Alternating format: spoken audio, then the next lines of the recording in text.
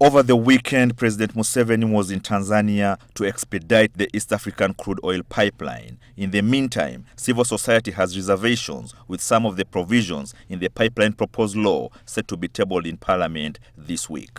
So the bill in its current form says UNOC can use our oil as security without parliamentary approval. For us, we are insisting that UNOC should only use this as collateral or as security if Parliament has approved such a loan. Because the loans are acquired and will be paid for by taxpayers, it's only fair that the representatives of taxpayers have full information about the liability we are taking on in terms of loans. In defense of the bill, the corporate affairs manager, Uganda National Oil Company, explained that while the agency he works for is a government entity, it being a shareholder of the pipeline holding company is subject to the rules that apply to such an entity, which in this case is a limited liability company with several shareholders who are private. The twist in this case is that the crude oil pipeline is funded 40% by the shareholders, including Total, CNOOC, and the two governments of Uganda and Tanzania. This leaves 60% of the pipeline funding to debt. Now, the 60% will come from lenders.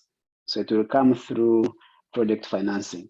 And the way project financing works is that you do not give lenders collateral, but rather you lend them based on your ability to generate income from the project.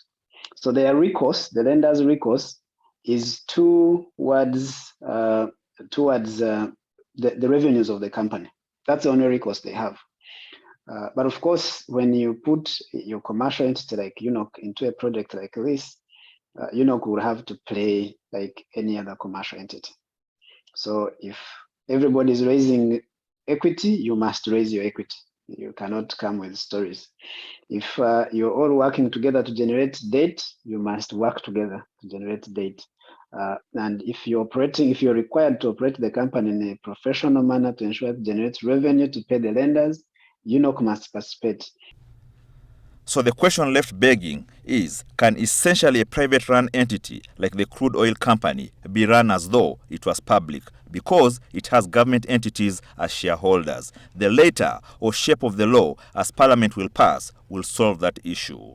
Ismail Musa, Ladu, NTV Business.